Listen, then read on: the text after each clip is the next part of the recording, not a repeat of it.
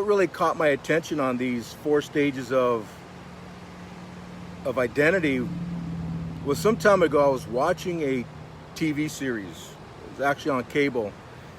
And it's actually, I won't say the name of the show, but it's actually a show that takes place in a state that is known for its very enthusiastic love of football. So the show really, it gets into about young people playing football in this particular state. And so you really see some things. It's really cool to watch, a lot of these young athletes. A lot of them, they range anywhere from 7, 8 years old, all the way up to, 12, 13 years old. And so it is thrilling. It's exciting to watch them play in the sport, love it, excel in it. Most of all, when they're really allowed to have fun playing football. But here's the thing, is that we see kind of really at times a disturbing side of youth football, and that's when coaches and parents go a little too far. They go too far in the expectations, too far in the expectations of what their kids should be producing as they play football. And a lot of times their responses to their athlete participating can get a little overboard and get pretty extreme. Even to the point where it can actually be very devastating, to the young athlete, especially in the area as they have not really found, most have not found their identity. And unfortunately, some dynamics take place while they engage in football that's very revealing, again, and disturbing. Now, just for purposes of, transparency, years ago, I was once that dad. My boys began their football, my two youngest boys began their football playing days in Oklahoma. And Oklahoma was also very intense about their football, particularly in youth football.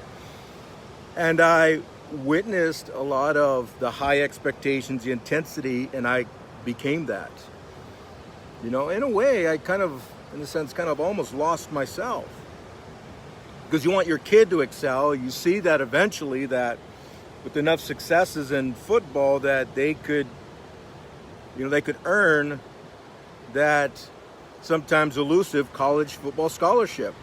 So we push and we push and we push.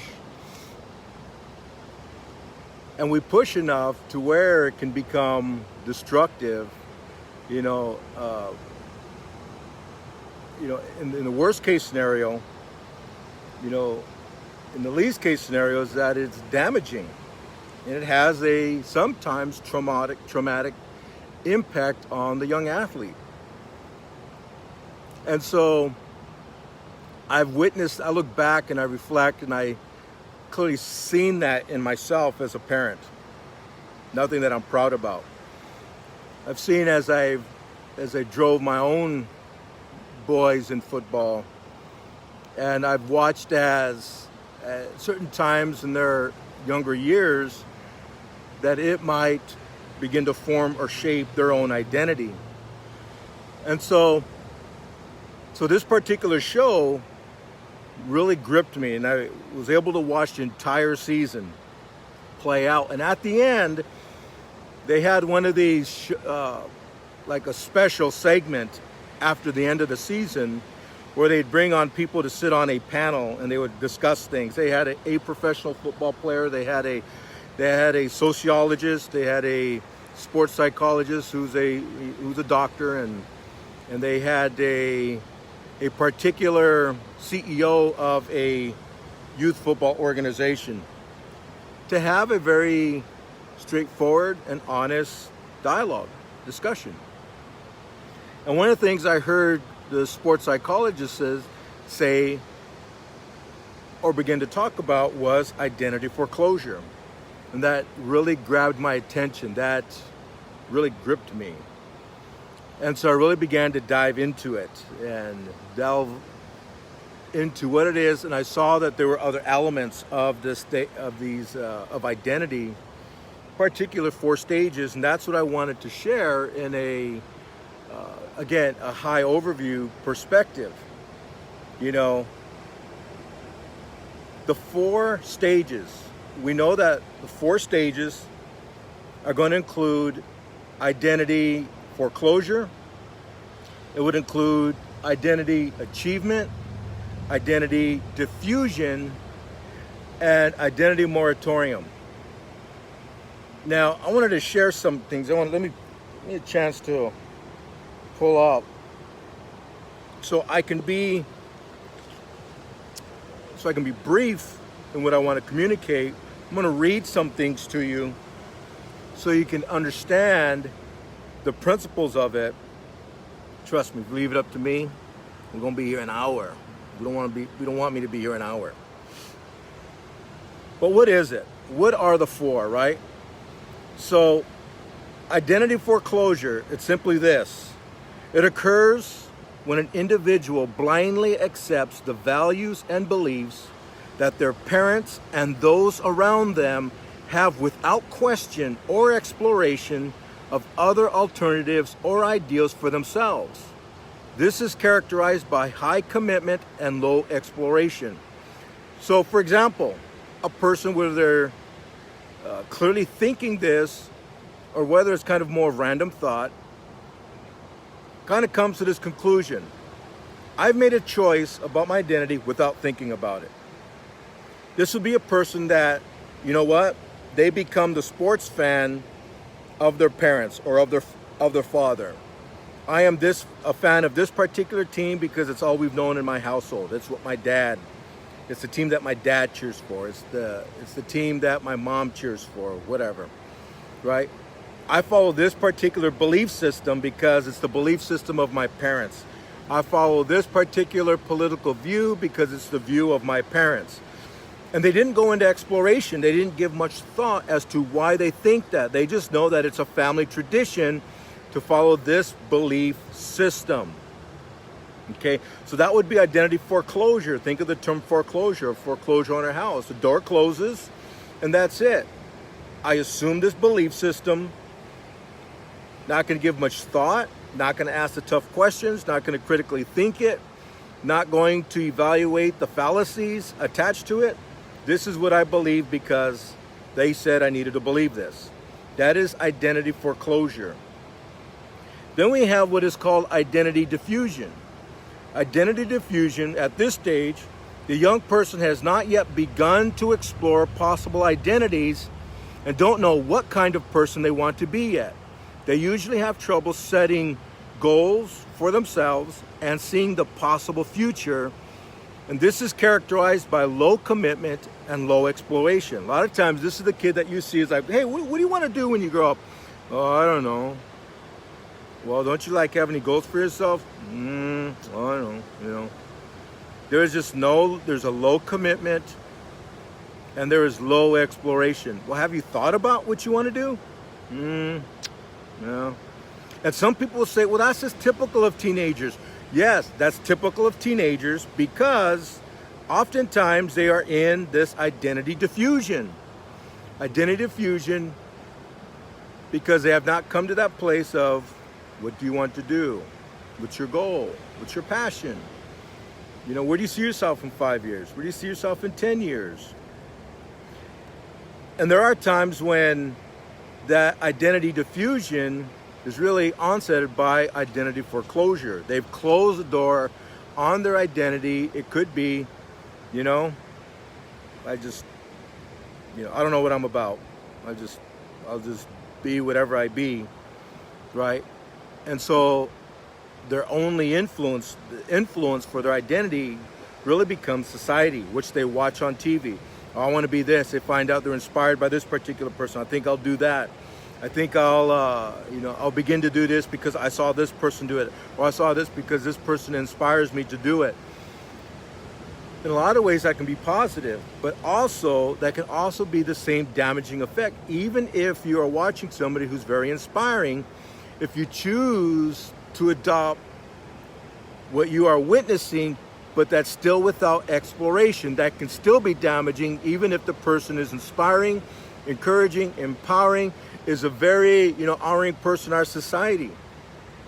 If you have not explored, if there's not an exploration element to acquiring an identity, that can still have the same damaging effect. And then you have what is called an identity moratorium. And this is a person that is, I'm thinking about what I should do. This is when young people are in the stage that they have usually experienced a crisis that leads them to an active exploration of their identity. They still haven't made any concrete decisions about who they want to be or what beliefs they want to live by. This stage is characterized by high exploration and low commitment. They're exploring. They're delving. They're turning over the rocks, but they still have not made a decision yet. That's actually not a bad place to be, because in fact, they are exploring. Then we come to identity achievement. This is characterized by high exploration and high commitment. And here's how that's defined. This stage is reached when the person has extensively explored, note that, they've extensively explored and committed to a system of beliefs and how they plan to live their life. These ideas are well developed and well thought out. And again, this stage is characterized by high exploration, a high commitment. They've made a high commitment to it, and they've had high exploration. This is who I know I am, and who I want to be, and what I want to do, and who I should be. And they're committed to that. One of the problems when you're at the place of identity diffusion and identity foreclosure is if that identity is directly linked to something that you do, that can be very detrimental when that thing is taken away. One of the things I've noticed in my new job, aside from coaching and consulting, I do have another career that I do that is in career transition, where I work directly with the military. And as can be expected, a lot of military members go in right after high school. One of the problems when they go in right after high school is if they've not reached identity achievement, if they're in identity foreclosure or identity diffusion, then what becomes their identity? Their identity then becomes whatever branch they go into. In my case, when I was 19, I went in the Marine Corps. So if they have not found that identity, they go into the military, they come out on graduation day in boot camp, they say, I am a Marine. They have now found this identity. And they're actually thrilled. And they're excited about that graduation day because I know who I am finally. Well, the problem is they haven't given much exploration to it because it's thrust on you. High intensity environment and atmosphere that's thrust and is driven into you, and you have no opportunity to explore other avenues because this is your only option. Okay, taking on the military environment, the customs, the courtesies, the Marine life, the Marine Corps way of thinking becomes the only thing given to you because you never established that identity prior to going into the military, so now it's being established for you. The day comes around when it's time to transition out and you absolutely struggle. And a lot of times this is a place where a lot of military personnel who are getting ready to transition into the civilian life, they come to this place where now they struggle. Because now, who am I when I get out of the military? Who am I? Because they never resolved that going into the military, and now the military is being removed from their life. They don't know who they are. And so one of the things that they are taught as they're going through our workshops is about marketing themselves. And one of the points I raise up is, how do you market yourself as a job seeker, as a prospective employee? How do you market yourself if you don't know who you are. Remember, in marketing yourself, we teach them you are the product, you are bringing a solution, you are the service. Market yourself. If you don't know who you are, how can you effectively market yourself as a job seeker? And that becomes a big void. It's like a crevasse. So I remember encountering that time in my life, leaving the military. It was within 6 months filled with the next thing, and that was becoming a law enforcement officer. I went from Marine to law enforcement officer, and after a number of years in law enforcement, then that was replaced with, now I'm a pastor. And then when my time as a pastor comes to a close, who am I? This is the destruction in our identity when we find it in what we do. One of the wonderful things about our homeless time that we often talk about, and we don't mind talking about it because to Michelle and I, our homeless time was not some bad, terrible time because it actually turned out to be one of the greatest times in our life. So we talk about it with enthusiasm because wonderful things happened out of it. It's not a sad time in our life. It's a wonderful, joyous time. People will talk about if they overcame cancer and beat cancer, they'll talk about it often in their life. Well, homelessness would be that for us, was how we came through that, what we learned from it. So we love talking about it because it's exciting for us. But one of the things that made it exciting was that was a time when I truly came face to face with my identity. That it was no longer in what I did and even what I was accomplishing.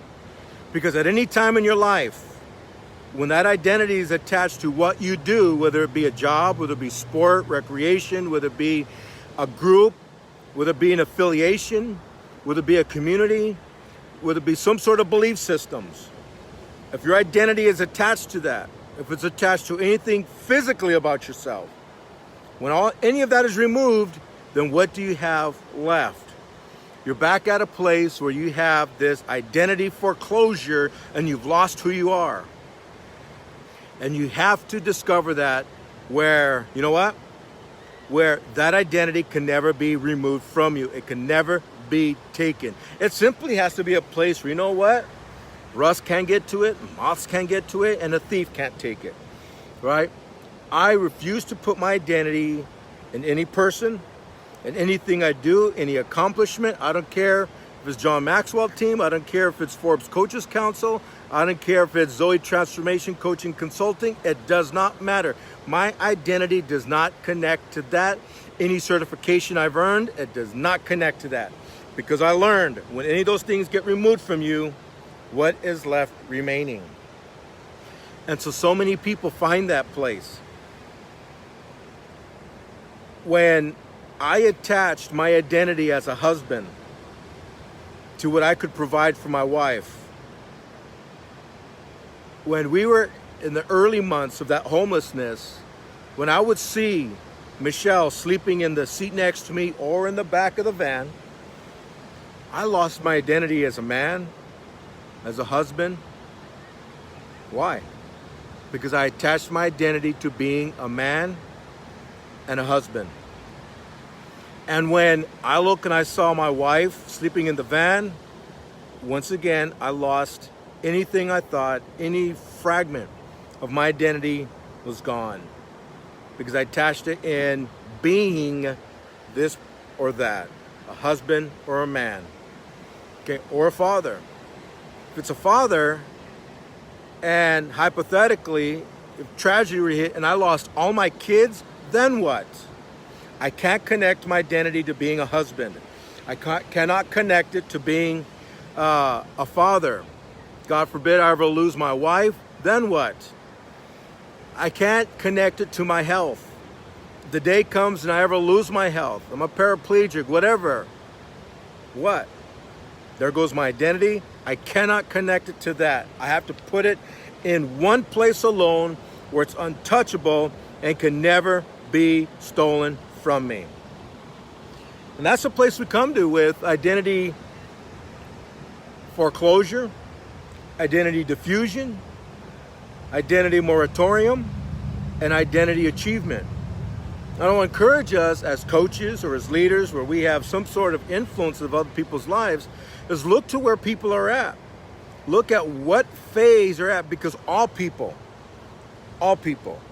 are in one of these 4 stages. Children, is there identity foreclosure occurring in our children where we put some expectation on our children about what they should be, where they should be, what they should be doing? We put that and we don't allow them the opportunity for exploration. That's okay.